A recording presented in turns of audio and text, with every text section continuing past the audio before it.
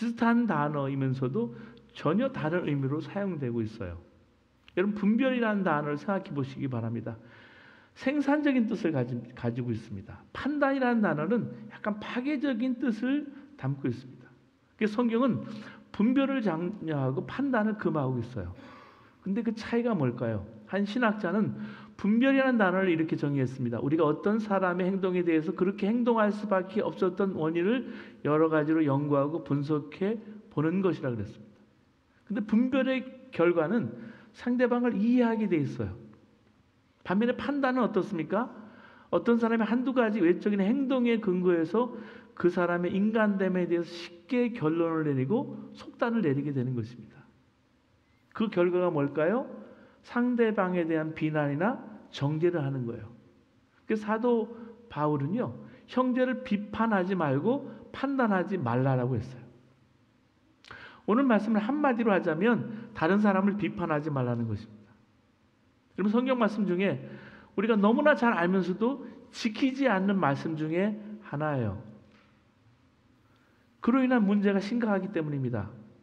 사람들이 교회를 싸우는 장소로 아는 사람들이 있어요. 너무나 많이 싸우기 때문에. 그래서 교인들이 교인들을 무서워하게 되었습니다. 상담받을 때 이렇게 말하는 분들이 있거든요. 목사님, 다른 교인들은 모르게 해주세요.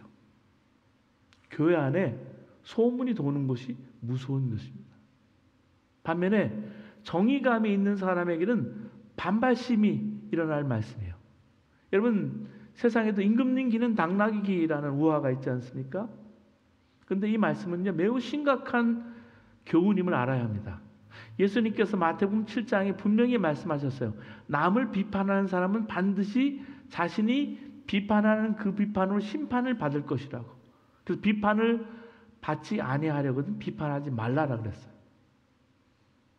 남을 잘 비판하는 사람일수록 자신이 비판받는 것을 견디지 못하거든요. 비판받는 것이 얼마나 고통스러운지 자신이 몰랐다는 이야기예요. 그래서 예수님은 마태복음 7장에 남을 함부로 판단하거나 비판하지 말라 그러십니다. 근데 우리 현실은 어때요? 우리는 하루에도 수십 번, 어쩌면 수백 번씩 현실을 재단하고 사람들에게 값을 매깁니다. 여러분, 선무당이 사람 잡는다는 말이 있거든요. 옛말에. 우리가 판단의 칼날을 마구 휘둘려서 다른 사람들에게 돌이킬 수 없는 상처를 입히기도 해요. 마음에 드는 사람과 싫은 사람, 기분 좋은 일과 나쁜 일, 옳고 그름을 거의 습관적이라고 할 만큼 가르면서 살아갑니다. 우리가 누군가를 비난하는 것은 그가 비난받아 마땅한 사람이기 때문이 아니에요. 그때 그의 처신과 말투가 나의 감정을 상하게 만들었기 때문에. 예수님은 우리에게 도무지 심판하지 말라 그렇게 말씀하시고 계십니다. 그런 말은요, 옳고 그른 것이 있으면 눈 감으란 말이 아니에요. 이 말은 우리에게는 다른 이의 행동이나 존재를 제멋대로 판단하고 정죄할 자격이 없다는 말입니다. 그 사람이 지금은 그런 처신을 했지만 다음에는 다르게 처신할 수 있거든요. 사람은 그렇게 열려 있습니다. 여러분, 사람의 마음은 천사와 악마의 싸움장이에요. 투기장이에요. 악마가 승리할 때도 있지만 천사가 승리할 때도 있어요. 그렇기 때문에 우리가 어떤 사람의 개별적인 행동이나 몇 가지를 보고 그를 나쁜 사람 혹은 비겁한 사람이라고 규정하면 안 돼. 우리에겐 그럴 자격이 없어요. 저를 아는 사람들은 제가 젊었을 때 항상 웃고 밝은 모습으로 그렇게 지냈습니다. 그래서 저를 그런 사람으로 알고 있어요. 근데 실은요, 제가 제 속을 잘 알잖아요. 겉으로는 온화했지만 속으로는 가시투성이고 비판적이었습니다. 특별히 대학생 때나 청년 때 저는 그랬습니다. 그래서 부정적인 생각이 자리 잡을 때가 많았어요. 근데 그게 얼마나 큰 죄인지 몰랐습니다. 목사들도 마찬가지거든요. 동료 목사들과 만나 대화하면서 어떤 목사님에 대해서 비판적인 말을 나눈 적이 있습니다. 그러면서 조금도 문제라고 여기지 않았어요. 이게 사실이었으니까. 바른 생각을 가진 사람이라는 것에 대해서 약간 우쭐하기도 했습니다. 근데 기도하는데 기도가 안 되는 거예요. 답답한 거예요. 누군가를 여러분 잔뜩 비판하고 나면 속이 시원할 것 같은데 그게 아니에요. 오히려 집에 돌아오면 마음이 기분이 상하고요. 기분이 나빠지는 걸 경험했습니다. 여러분은 어떠세요? 그리고 하나님께 기도합니다. 하나님, 제가 회개할 것이 있습니까? 물었더니 주님이 말씀하세요. 나는 오늘 목사들과 모임에서 그런 자리에서 네가 그렇게 말하는 것을 기뻐하지 않는다라는 거예요. 그도 내가 택한 종이다. 깜짝 놀랐습니다. 회개하지 않을 수 없는 거예요. 제가 비판한 그 말들을, 그 조각들을. 제가 제자훈련 때 나누는 이야기입니다. 40년을 은혜롭게 목회하신 목사님의 비결이 뭔가 봤더니 검정색 표지로 된 노트 한 권인 거예요. 그 목사님에게는. 이 표지에 뭐라고 쓰였냐면 교인 불평록이라고 쓰셨습니다. 교인 중에 누가 목사님을 찾아와서 어떤 교인의 잘못에 대해서 불평을 말합니다. 그러면 목사님은 교인 불평록을 이렇게 펼칩니다. 그리고 이렇게 말합니다. 자, 지금부터 말씀하시는 불평의 내용을 다 제가 적겠습니다. 그리고 끝에다가 자신의 이름과 사인을 남겨주십시오. 제가 확인한 후에 바로 잡도록 하겠습니다. 그러면 대부분은 당황한답니다. 목사님, 뭐 기록까지 남기고 사인할 필요가 있겠습니까?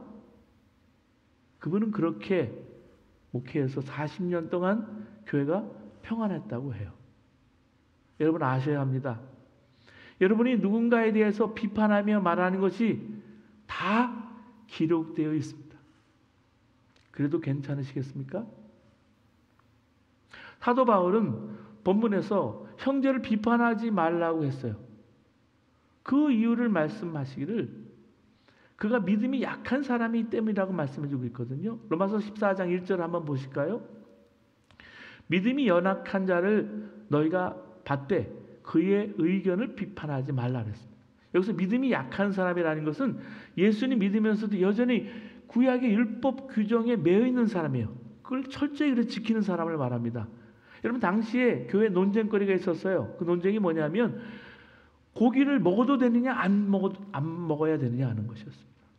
우상에게 바쳐진 고기를 먹으면 율법을 어긴 것이라고 전혀 고기를 안 먹는 이들이 있었어요.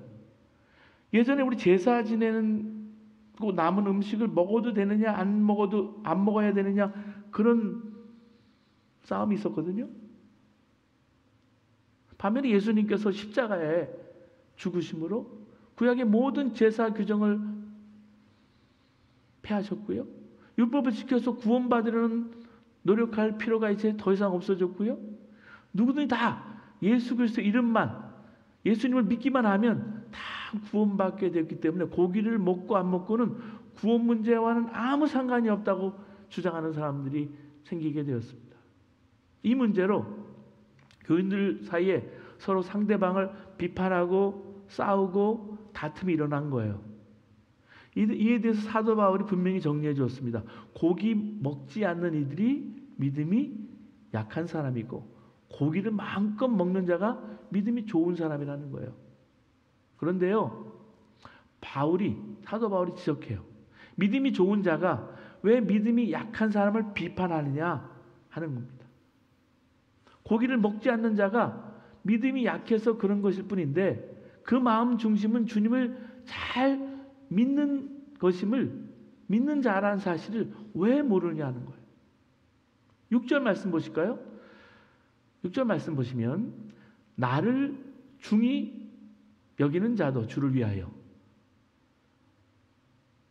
중히 여기고 먹는 자도 주를 위하여 먹으니 이는 하나님께 감사하며 먹지 않는 자도 주를 위하여 먹지 아니하며 하나님께 감사하느니라. 우리 중에 누구든 자기를 위하여 사는 자가 없고 자기를 위하여 죽는 자도 없도다. 우리가 살아도 주를 위하여 살고 죽어도 주를 위하여 죽나니 그러므로 사나 죽으나 우리는 다 주의 것이로다.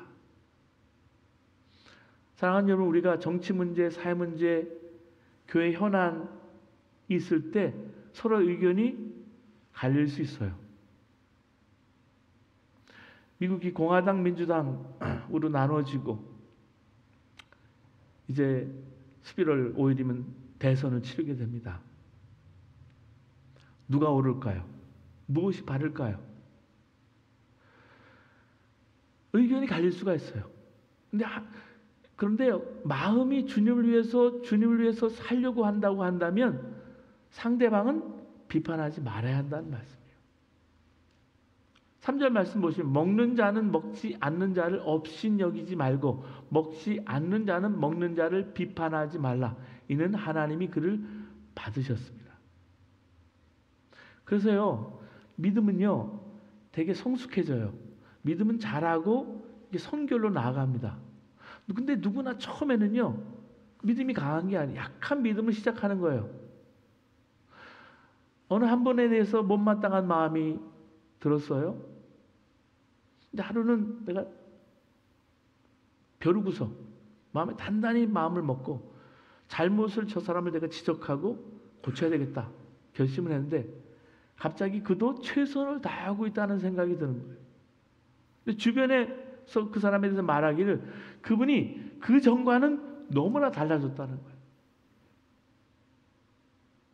그분의 이전을 몰랐기 때문에 그걸 깨닫지 못하니까 지금의 그 모습이 싫은 거예요. 비판하고 싶은 거예요. 판단하고 싶은 거예요. 근데 눈에 보이는 것이 다가 아니라는 사실. 왜 그분이 그렇게 행동을 했을까?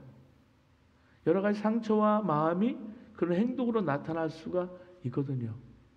우리는 다 예수님의 종입니다. 그 말은요, 상대방도 예수님이 그의 종이라는 사실, 그의 주인이라는 사실. 누구나 다 예수님을 섬기고 있어요. 그렇다면 그를 주님이신 예수님께 내가 맡겨야 하지는 않을까? 주님이 당신의 종을 성장시키고 성숙시키는 것을 믿어야 합니다. 본문 4절 말씀 보시기 바랍니다. 남의 하인을 비판하는 너는 누구냐?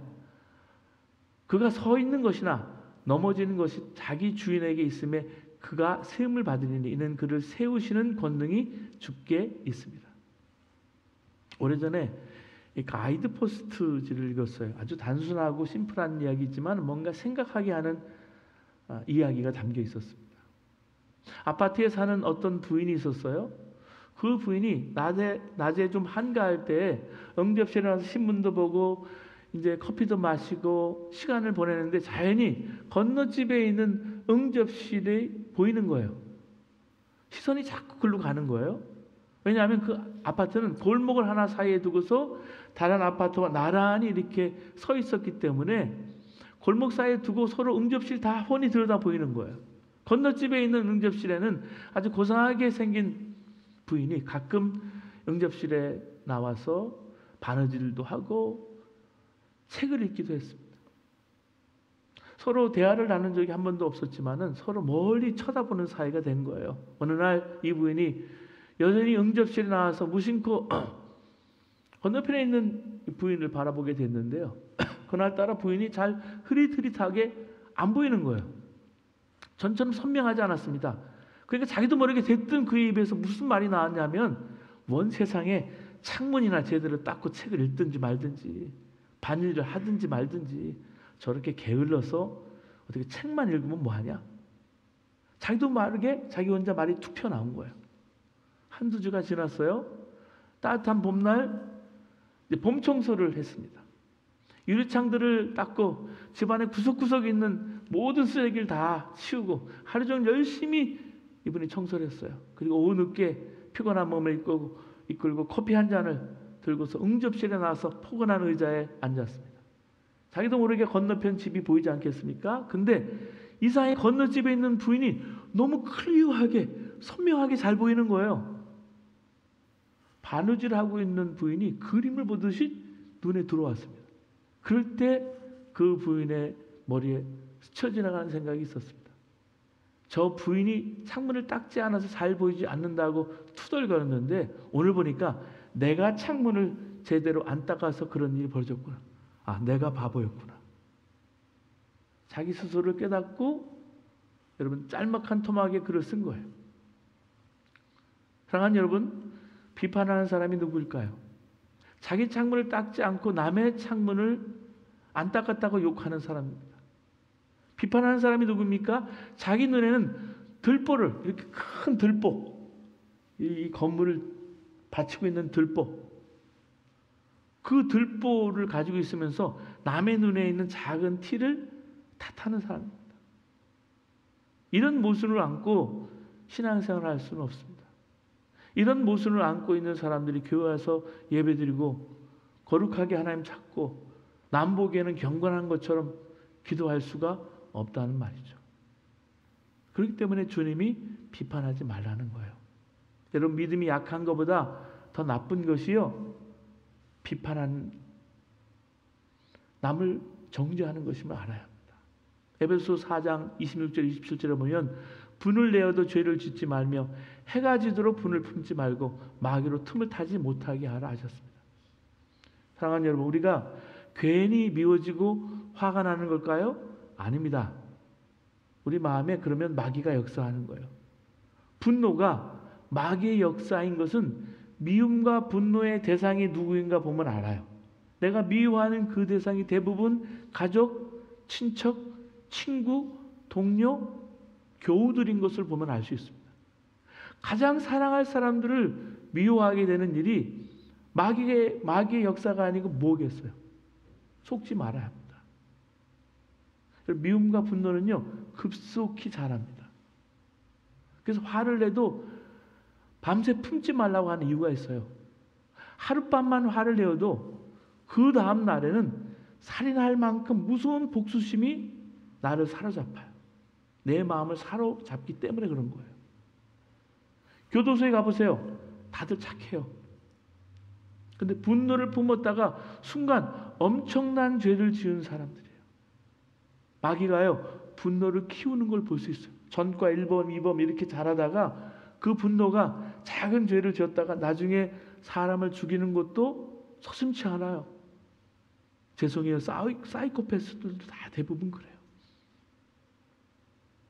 가장 중요한 증거는 내가 미워하는 사람을 위해서 기도해보면 알 수 있어요.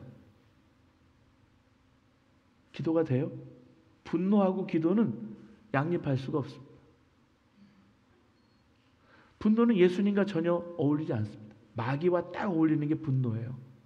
그렇기 때문에 화가 나고 불이 날 때 영 분별을 해야 합니다. 화나기 전에 새겨들어야 합니다. 가정에서 그 분노 화 때문에 저는 얼마나 엄청난 상처를 받고 자랐는지 몰라요. 근데 아버지가 돼서 내 안에 자녀들을 판단하고 분노하는 것이 내게도 있구나. 내 목소리 톤이나 생각에도 있구나 하는 것을 뒤늦게 깨달았어요. 그래서 얼마나 회개했는지 몰라요. 누군가 여러분 잘못하는 걸 보면 비판하지 말고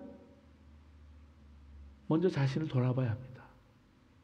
오늘 보면 10절 말씀 보시면 우리가 다 하나님의 심판대 앞에 서리라 했어요. 우리 누군가는 하나님의 심판대 앞에 서게 됩니다. 12절 보면 우리가 이러므로 우리 각 사람이 자기의 일을 하나님께 직고하리라 했어요. 여러분, 모세가 120세까지 살지 않았습니까? 근데 가나안 땅에 들어갔습니까? 그 땅에 들어가지 못했어요. 애굽에서 출애굽으로 인도에 내서 홍해를 건너고 광야에서 40년을 보냈어요. 근데 가나안 땅 못 들어갔어요. 모세가 왜 가나안 땅에 들어가지 못했을까요? 이스라엘 백성들에게 화를 내었기 때문입니다. 민수기 20장에 보면 이스라엘 백성이 물이 없어서 모세하고 아론에게 달려옵니다. 불평합니다. 따집니다. 성경은요, 다투었다 그랬어요. 다투었다는 말은 서로 화가 났다는 말이 있죠. 모세가 하나님께 나아가서 기도했습니다. 그랬더니 하나님이 응답이 왔어요. 이스라엘 백성들을 모아놓고 반석에 명령해서 물을 내라는 거예요. 그래서 물을 내시겠다고 주님이 약속하신 거예요. 그런데 모세와 아론은 이스라엘 백성들이 모인 자리에서 외쳤어요. 민수기 20장 10절에 보면 반역한 너희여 들으라. 우리가 너희를 위하여 이 반석에서 물을 내랴. 그리고 모세가 지팡이로 반석을 2번 치니까 물이 쏟아져 나왔습니다. 여기서 우리는 모세가 대단히 화가 난 상태임을 알 수 있어요. 반역한 너희여. 이것이 심판입니다. 그리고 반석을 2번 내리쳤어요. 다분히 분노의 감정이 들어있는 행위입니다. 그러자 반석에서 물이 나왔습니다. 근데 모세는 하나님께부터 깜짝 놀랄 말씀을 들었어요. 민수기 20장 12절을 보면 너희가 나를 믿지 아니하고 이스라엘 자손의 목전에서 내 거룩함을 나타내지 아니한 고로 너희는 이 회중을 내가 그들에게 준 땅으로 인도하여 드리지 못하리라. 아니, 반석에서 물이 나오는 기적을 행했는데 왜 믿지 않았다고 말씀하시는 것일까요? 하나님 앞에서 말하고 행동한 것을 잊어버렸다는 말이에요. 어떻게 하나님 명하신 일을 행하면서 혈기를, 화를 내고 분노를 드러내느냐 하는 것입니다. 그러나 이스라엘 백성들은 하나님을 보았겠습니까? 모세를 보았겠습니까? 그 후에 이스라엘 민족이 에돔 땅을 지나가고자 할 때 에돔 왕이 거부해요. 그런데 하나님께 도와주지 않으십니다. 아말렉 때와는 달리 행하셨어요. 그리고 바로 아론의 생명을 거둬가십니다. 모세는 가나안 땅에 이르기 직전에 느보산에서 그 생명을 거두십니다. 사랑하는 여러분, 화내는 일이 쉽고 당연한 일처럼 보여도요, 정말 두려운 일이에요. 이스라엘 백성들이 잘못했습니다. 모세가 화날 만한 일을 했어요. 그러나 하나님 앞에서 하나님의 일을 하면서 화를 낸 모세와 아론의 저는 더욱 무서운 거예요. 큰 죄였어요. 사랑하는 여러분, 예수님을 영접한 우리는 그리스도의 몸입니다. 예수님이 우리 안에 계시기 때문에 예수님이 피와 살을 나누면서 우리가 형제인 것을, 몸인 것을 확인합니다. 그렇기 때문에 우리가 화를 내는 것은 우리 안에 임하신 주님 앞에서 화를 내는 거예요. 그것이 얼마나 큰 죄인지 알아야 합니다. 지금도 한국도 미국도 우크라이나와 러시아, 이스라엘과 중동도 온 땅에 미움과 분노가 가득해요. 한국도 여당과 야당, 미국도 마찬가지예요. 그렇게 분노하고 싸우면 어떻게 될까요? 여러분, 그리스도인들이 가정과 직장, 교회에서 해야 할 일이 과연 무엇일까요? 용서와 사랑의 역사를 일으켜야 합니다. 그래야 그리스도의 몸이고요, 예수 믿는 사람들이에요. 여러분, 가정에서부터 사람을 살리는 사랑의 일을 시작하시는 저와 여러분 되시기를 주님의 이름으로 바랍니다. 미국에 어떤 갈등이 심한 아버지와 아들이 있었어요. 얼마나 갈등이 심했는지 나중에는 한 지붕 밑에 살면서 서로 말도 안 하는 사이가 된 거예요. 어느 날 밤 아들이 마음이 괴로워서 밤잠을 이루지 못하고 침실에서 아래층으로 내려가다 보니까 아버지께서도 밤잠을 이루지 못하고 커피를 마시기 위해서 이미 아래층에 내려와 있었습니다. 아버지와 아들은 서로 잠을 이루지 못하고 괴로워하는 모습을 보자 서로 용서를 구하게 되었고요. 그날 밤 부자 사이에 화해가 이루어졌습니다. 아버지와 아들이 자연스럽게 다정하게 옛일을 더듬었습니다. 네가 어려서부터 여행도 나와 함께하고 운동도 함께하는 참 좋은 사이였지. 아버지의 말을 듣고 아들도 어린 시절을 생각하면서 아버지에게 이렇게 말했습니다. 아버지, 제가 어렸을 적에 아버지와 함께 집 근처의 호숫가에 초록색 보트를 타고 놀았던 것이 생각이 나지요. 그래서 아버지는 아니야, 그 보트는 하늘색이었어 대답을 했습니다. 근데 아들은 초록색이었다고 우기게 된 거예요. 그날 밤에 부자는 화해 속에 잘 지내다가 아무것도 아닌 보트의 색깔 때문에 다투기 시작했다는 웃지 못할 얘기를 들은 적이 있습니다. 남가지 어떤 교회는 카페트를 서로 한국 교회가 까는데 이걸 빨간색으로 할까 파란색으로 할까, 그것 때문에 교회가 갈라지는 것을 보았습니다. 한 여성 교회는요, 국수를 만드는데 소고기 다시를 넣을까 멸치 다시를 넣을까 때문에 싸우는 것을 저는 이 지역에서 본 적이 있어요. 물론 그 배후에는 다른 이면의 이야기가 있겠죠. 여러분, 부모와 자녀 사이가 나빠지는 이유가 뭘까요? 부모들이 자녀들의 잘못 책망하면서 자녀들의 마음에 상처를 두고 분노하게 했기 때문에 그래요. 에베소 6장 4절에 또 아비들아 너희 자녀를 노엽게 하지 말고 오직 주의 교훈과 훈계로 양육하라 했습니다. 아이들이 잘못했겠지만 부모의 잘못 또한 큰 것임을 우리가 알아야 합니다. 한 장로님께서 성격이 불같으셔서 예배당에 뛰어다니는 아이를 붙잡고 엄히 책망했습니다. 그 아이가 마음에 깊은 상처를 받고 교회에 나오지 않을 뿐더러 교회를 비난하기 시작했어요. 장로님은 옳은 지적을 했어요. 그렇지만 상대가 어린아이임을 고려하지 않은 책망을 함으로 그 아이를 실족하게 만든 거예요. 품에 안고 부드럽게 말했다면 그 아이가 교회를 떠났을까요? 부부싸움도 마찬가지예요. 누가 잘했거나 못했거나 잘했나 못했나만 따지니까 문제가 됩니다. 여러분 옳고 그름보다 더 중요한 것이 있어요. 그건 부부는 한 몸이라는 거예요. 배우자가 곧 자기 자신이에요. 배우자가 잘못했으면 자기가 잘못한 거예요. 그걸 인정하지 않으니까 싸우는 거예요. 상대방을 자신과 하나라 보지 않고 하는 모든 것은 옳은 말이지만 틀린 거예요. 그럼 잘못된 일이 있어도요. 그럼 아무 말도 하지 말아야 할까? 아닙니다. 마태복음 7장 5절에 형제의 눈 속에서 티를 빼리라 그랬어요. 요한복음 8장에 가늠하던 현장에 붙잡힌 여인에게 예수님은 돌로 치라 그랬습니다. 근데 다른 사람의 눈에 티를 빼려고 할 때 죄 지은 자를 돌로 칠 때 반드시 지킬 일이 있어요. 자신은 더 큰 죄인이다. 내 눈에는 큰 들보가 있다. 그걸 인정해야 한다는 사실입니다. 그러면 비판을 해도요. 말이 다르게 나와요. 비판하듯 말하지 않고 울면서 말하게 됩니다. 당신이 잘못이지 나는 잘못한 게 없어. 나는 당신과 달라. 나는 당신보다 나아. 하는 태도는 결코 잘못된 것을 고치지 못합니다. 고칠 수 없어요. 어떤 분은 예수님께서도 생전에 화를 내시고 채찍을 성전에서 드시지 않았느냐 그렇게 말합니다. 정말 주님은 그렇게 하셨어요. 근데 왜 그것만 보십니까? 예수님은 그 모든 죄를 지시고 십자가에 죽으셨습니다. 그들의 죄를 당신의 죄로 삼으셨고 십자가에서 피 흘려 죽으셨어요. 그런 사람은 채찍을 들어도 됩니다. 하나님께서는 우리를 책망하시기도 하고요. 징계하십니다. 근데 하나님은 지옥에 가야 마땅할 우리를 당신의 자녀로 받으셨어요.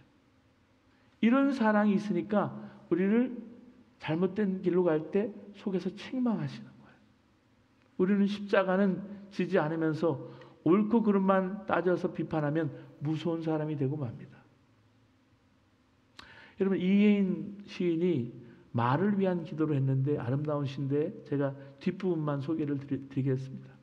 주여 내가 지은 언어의 나무에도 멀고 가까운 이웃들이 주고 간 크고 작은 말의 열매들이 주렁주렁 달려 있습니다. 둥근 것, 모난 것, 밝은 것, 어두운 것, 향기로운 것, 반짝이는 것. 그 주인의 얼굴은 잊었어도 말은 죽지 않아 살아서 나와 함께 머뭅니다. 그 주인의 얼굴은 잊었어도 말은 죽지 않아 살아서 나와 함께 머뭅니다. 우리가 비판했습니까? 비판한 말은 없어지지 않고 누군가의 마음에 있다는 말이에요. 우리가 이 사실을 기억해야 합니다. 따라서 성령님께서는 우리 안에 우리로 하여금 비판하지 않도록 우리를 도와주세요. 우선 먼저 형제를 불쌍히 여기는 마음을 우리 마음속에 계속 일으켜 세워주십니다. 한번 생각해 보세요. 여러분 사람치고 약점이 없는 사람이 어디 있겠어요? 비판받지 아니할 만큼 온전한 사람이 천하에 어디 있겠어요? 아무리 믿음이 좋고 아무리 목사고 집사고 떠들어봐도 약점이 없는 사람이 어디 있겠어요? 허물이 없는 사람이 어디 있겠어요? 똑같습니다. 우리 모두가 예수님을 닮아서 온전한 자가 되고자 하는 것이 목표이긴 하지만 그러나 우리의 허물과 약점에서 우리는 자유로울 수가 없기 때문에 십자가를 날마다 지고 사는 거예요. 날마다 내가 죽고 내 안에 예수님이 사는 거예요. 그렇기 때문에 서로 쳐다보면서 불쌍히 여겨야 합니다. 서로 한번 쳐다보세요. 한번 불쌍히 여겨주시기 바랍니다. 믿는 형제의 관계는 비판하는 관계가 아니고요. 불쌍히 여기는 관계라는 것을 성령님께서 날마다 우리에게 가르쳐주세요. 불쌍히 여기면요 남을 비판할 수가 없어요. 성령은 형제를 칭찬하고 격려하도록 우리를 감동시켜 주십니다. 우리가 성령에 충만해서 살면 형제 눈에 티를 보지 않아요. 그의 약점이나 실수를 마음에 담아두지 않습니다. 오히려 좋은 점 그리고 형제가 갖고 있는 장점을 날마다 볼 수 있도록 성령님은 우리의 눈을 열어주세요. 그래서 당연히 자연스럽게 격려하고 칭찬하는 거예요. 여러분의 눈은 성령의 눈이십니까? 혹은 사탄의 눈이십니까? 성령의 눈을 가진 사람은 좋은 점을 봅니다. 그리고 격려하고 칭찬합니다. 사랑하는 여러분, 우리 모두가 오늘 이 시간 하나님께 예배드리고 이제 돌아가게 됩니다. 성령의 사람이 되시기를 바랍니다. 성령의 사람은 형제를 불쌍히 여깁니다. 성령의 사람은 형제의 좋은 점을 봅니다. 성령의 사람은 형제를 격려하고 칭찬할지언정 비판하려고 하지 않습니다. 여러분 모두가 성령의 사람이 되시기를 주님의 이름으로 축원합니다.